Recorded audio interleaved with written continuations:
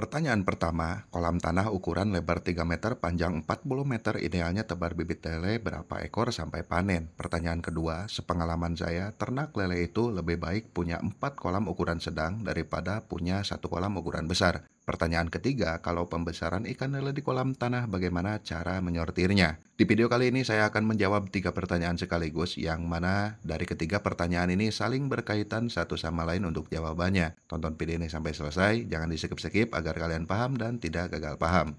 Untuk rumus jumlah tebar bibit lele di kolam tanah sudah saya bahas di video sebelumnya. Semoga kalian tidak malas nyari videonya, dan di situ saya sebutkan bahwa rumus jumlah tebar bibit lele di kolam tanah untuk pemula sekitar 200 sampai 300 ekor per meter kubik. Jumlah tebar bibit lele di kolam tanah sedikit lebih banyak daripada rumus jumlah tebar bibit lele di kolam terpal. Sebab kolam tanah merupakan kolam alami, ikan lele seakan-akan ada di habitat aslinya. Di samping itu, di kolam tanah kita bebas mengaplikasikan jenis pakan, mau pakan pelet pabrikan ataupun pakan alternatif. Untuk cara perhitungan rumusnya sangatlah mudah. Pertanyaan di atas menyatakan kolam tanahnya ukuran lebar 3 meter, panjang 40 meter. Ini seperti parit di perkebunan kelapa sawit karena menang di panjang kalah di lebar. Oke, 40 dikali 3 sama dengan 120 meter kubik. Sekarang kita ambil jumlah tebar bibit lele 200 ekor per meter kubik. Berarti 120 dikali 200 sama dengan 24.000 ekor per satu kolam. Itulah rumus tebarnya. Mari kita sambungkan dengan pertanyaan kedua. Sepengalaman saya, ternak lele itu lebih baik punya 4 kolam ukuran sedang daripada punya satu kolam ukuran besar.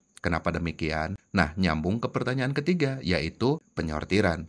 Mari kita ulas lebih dalam dari awal agar kalian lebih paham. Bibit lele sebanyak 24.000 ekor itu bukan main banyaknya bagi seorang pemula. Bisa pegal pinggang saat memanennya. Andai kata kita mau cetak lele konsumsi isi 8 ekor per kilogram, maka 24.000 dibagi 8 sama dengan 3.000 kilogram ikan lele konsumsi alias 3 ton. Wow, kebayang repotnya ini.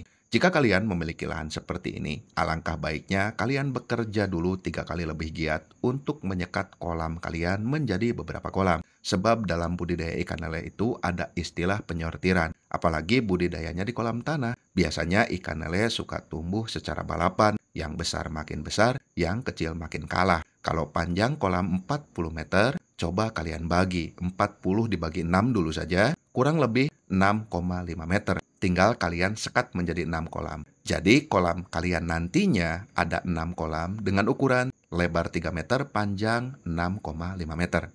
Kolam ukuran 3 dikali 6,5 meter adalah ukuran kolam paling kecil untuk jenis kolam tanah. Tapi sekecil-kecilnya ukuran kolam tanah bisa kita tebar agak padat dibanding dengan kolam jenis darat. Yang penting sumber air memadai dan mencukupi untuk melakukan pergantian air atau penambahan air kolam tanah. Secara rumus jumlah tebar apabila kolam kita ukuran 3 dikali 40 adalah 24.000 ekor per satu kolam, ini cukup beresiko untuk pemula. Tapi kalau kita sekat-sekat menjadi 6 kolam, maka ukurannya menjadi 3 dikali 6,5 meter. Jadi lebarnya 3 meter, panjangnya 6,5 meter. Maka ukuran kolam menjadi 19,5 meter kubik. Kalau kita kalikan 19,5 meter kubik dikali rumus penebaran di kolam tanah yaitu 200, hasilnya kurang lebih 3.900 ekor per kolam. Ini sudah menjadi rumus jumlah tebar aman untuk seorang pemula yang mau belajar pembesaran ikan lele di kolam tanah. Andai kata kalian mau cetak lele konsumsi ukuran 8 ekor per 1 kilogram,